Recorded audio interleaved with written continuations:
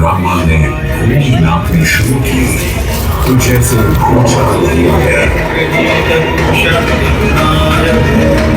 वामन ने पहले पग में पूरी धरती नाप ली और अगले कदम से स्वर्ग। ब्रह्मा जी ने भगवान विष्णु के चरण होकर उस जल को अपने कमंडल में भर लिया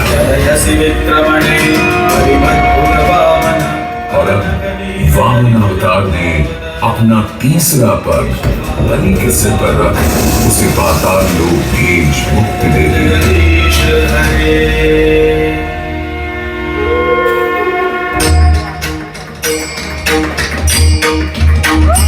अब स्वर्गलोक में भगवान ब्रह्मा जी ने जब चरणामृत में हाथ डाला तो वहीं से निकल आई चंचल निर्मल धवल गंगा जी।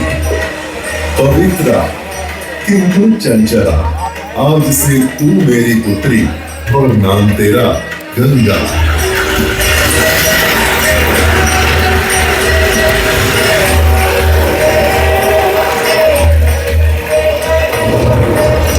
उधर कुछ समय बाद सतयुग में इक्ष्वाकु कुल के सूर्यवंशी राजा सगर ने सारे संसार को जीतने के लिए एक अश्वमेध यज्ञ का संकल्प किया।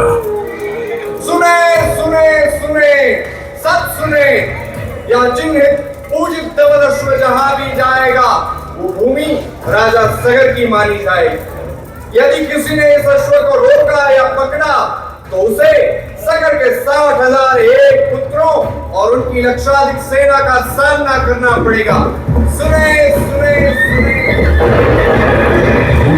सगर का अश्व अजेय अपराजेय बढ़ता जा रहा था और स्वर्ण लोक में बढ़ती जा रही थी देवेंद्र इंद्र की तुलना। डरकर वो अश्व को रोकने की युक्ति लगाने लगे। इंद्र ने राजा सगर के उस घोड़े को चुरा लिया और छल से महर्षि कपिल के आश्रम में बांध दिया।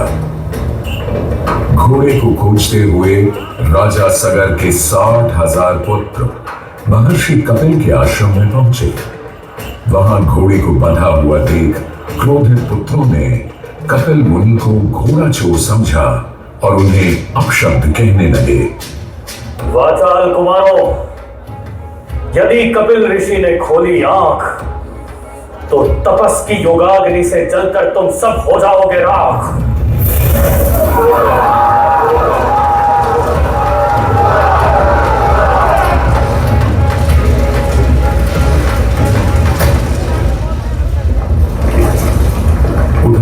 सगर थे चिंतित, न अश्व का पता था न पुत्रों का कोई समाचार। पिता का दुख देख पुत्र अंशुमन चल पड़े खोज पर। जब महर्षि कपिल के आश्रम पहुंचे तो देखा अश्व को और साथ ही अपने 60,000 भाइयों की भस्म को। महर्षि से की क्षमा याचना और पूछा तर्पण का उपाय। तुम्हारे भाई थे घमंडी, अविवेकी और अभिमानी। भस्म कर दिया उन्हें मैंने जो उन्होंने मेरी नहीं मानी। गंगाजल, केवल गंगाजल ही दे सकता है मुक्ति उन्हें जो भस्म हुए तुम्हारे परिजन। अंशुमन को अपने भाइयों के तर्पण के लिए गंगा को लाने का बहुत मन था, किंतु किसी को राजधर्म भी तो निभाना था और राज भी चलाना था।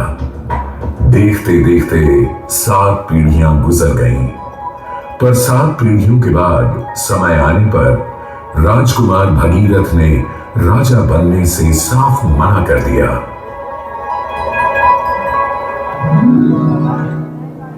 क्षमा कीजिए, क्या ये आवश्यक है कि राजा का बेटा ही राजा बने?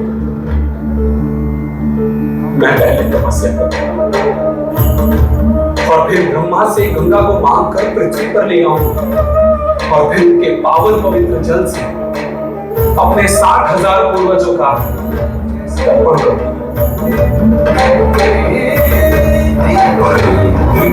वर्ष बदले, ऋतुओं की हवा बदली, न नदियों के किनारे बदले, किंतु नहीं बदला भगीरथ का संकल्प, गंगा अवतरण।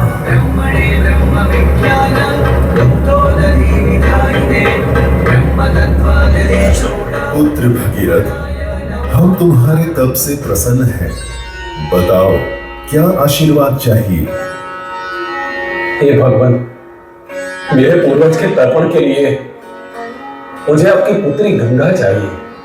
तथास्तु, किंतु यदि गंगा स्वर्ग से सीधे धरती पर गिरी तो पृथ्वी को चीरते हुए गंगा सीधे पाताल में पहुंच जाएगी। इसलिए तुम भगवान शिव शंकर को मनाओ ताकि गंगा जब स्वर्ग से नीचे उतरे तो वो उसे अपनी जटा में थाम ले।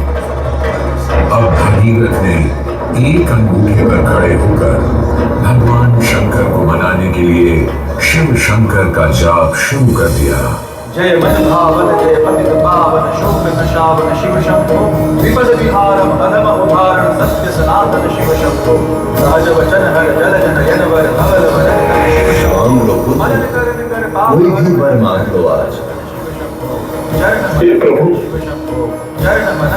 जब गंगा स्वर्ग से धरती पर गिरे तब आप बीच में उन्हें अपनी जटाओं में साध लें, नहीं तो पूरी पृथ्वी नष्ट हो जाएगी। बस इतनी सी बात? ठीक है, ब्रह्मदेव से कहो शिव तैयार है, आने दो गंगा को, आने दो। जय शिव शंकर जय गणनाथ जय जय जय गणनाथ जय जय कैलाशी जय अविनाशी सुराशी सुसार हरे जय शशिशेखर जय जय जय मां गार हरे जय त्रिपुरारी जय वरदारी अभित अनंत अपार हरे जय गुण जय जय जगन्नाथ नाम है निराकार साकार हरे पार्वती पति हर हर शंभो भाई भाई आधार जय रामेश्वर जय रामेश्वर वैद्यनाथ के लाल हरे मल्लिकार्जुन सोमनाथ जय महाकाल उपकार हरे जय वंदेश्वर जय विश्वेश्वर भीमेश्वर जगदार हरे काशीपति श्री विश्वनाथ जय मंगलमय अवतार हरे नीलकंठ जय भूतनाथ जय मृत्युंजय अवतार हरे जय शिवशंकर जय करुणाकर और यूं गंगा ने भगीरथ के साथ गंगा सागर जाकर सगर के पुत्रों का उद्धार किया।